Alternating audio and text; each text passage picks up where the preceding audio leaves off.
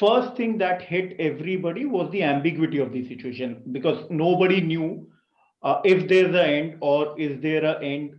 So everybody was not sure about it. And then there was those general logistic and operational challenges because of all travel freeze and your supply chain getting hit.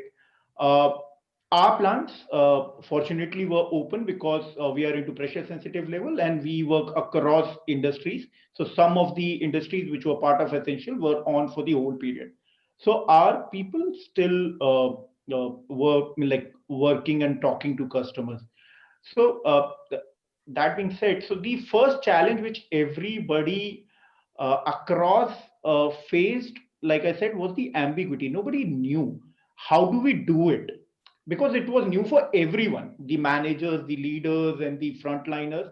For everyone, it was new. So nobody was sure that how what course will this take. That was the one first thing. Second thing, and which is like traditionally rapport building with the customer uh, is face to face. And I think that is true. And if I talk about Asia in general, not just limited to India, culturally, that is a preferred mode, a face to face introduction. So they were finding it challenge, not much with the existing, but the people they were pursuing at that point of time. So the accounts which were yet to finalize, the negotiations were pending. There it was becoming more and more challenging, and especially because there was no face to face. And what was also adding to the trouble was in most of the companies, there are multiple buying influences. Now, when you are going into an office, you can connect with them all in one day or in one meeting. As in, because you are in the same office, you can talk to a production guy, you can talk to the accounts guy, and you can talk to the sales, the decision maker. So you can talk to them all. Now what had happened was, now you do not have that access to multiple decision maker at one platform, and even if you have it, it is virtual. And a challenge for us in virtual was even more, because we are a B2B company which deals with pressure sensitive labels and converters and customers. So our customers are typically printers, and most of them are like a single owner kind of companies, wherein there is no elaborate system and IT team in place. So the customer education for us was also a big challenge. See, we had, because of being a global company, we had tools and resources in place. We had the complete G Suite. We were using Hangout. All that was there. But the challenge was, how do we bring our customer also there? Because they were not used to it at all. So that also added to the whole problem. Next, again, what was also happening, what at that point of time everybody was calling it Zoom fatigue, or the digital fatigue, which was setting in, because what used to happen was they were used to traveling for the whole day. Now they are all locked and they're staring at a box, and that is all. So that was also that took a toll on the mental aspect of it also. And because also there was everybody was scared in a way, because the pandemic was also there. So all this was adding.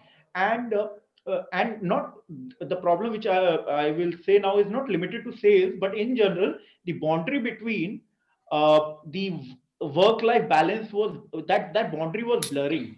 Because what used to happen is, when I go to office, I come back from office, and that is it. So that becomes my office time. Anything beyond and after that is my time. But now that boundary is totally gone.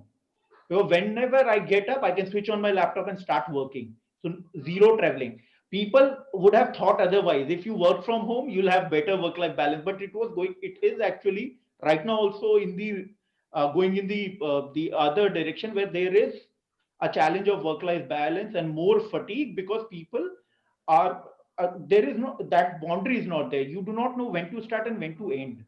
Your computers are not getting switched off for the whole day for some people. So you switch on and you just take calls and calls and calls. And what we also joke about is, 9 to 6, you have all your calls and meetings.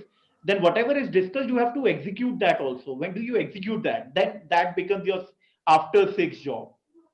because you have your deadlines, you have your challenge, tasks to complete. So all this was adding up. And what was the most difficult part of selling virtually was becoming negotiations. Mm-hmm.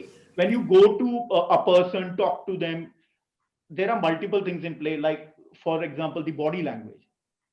Now with camera, with the virtual setup, what is happening is you You don't cannot have the able advantage to of switch that. on Yeah. camera.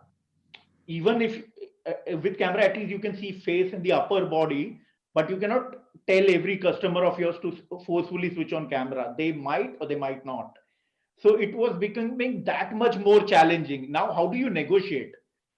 See, before, when you are in person, at least that you are 100% sure person is listening to you. Virtually, at times you get that feeling also, that is the other person actually listening to me? How do I know? How do I acknowledge? If the person is pressing the mute and a camera is gone, how do I know? Right. So these were Great. some challenges that were there, and on top of it, the stress.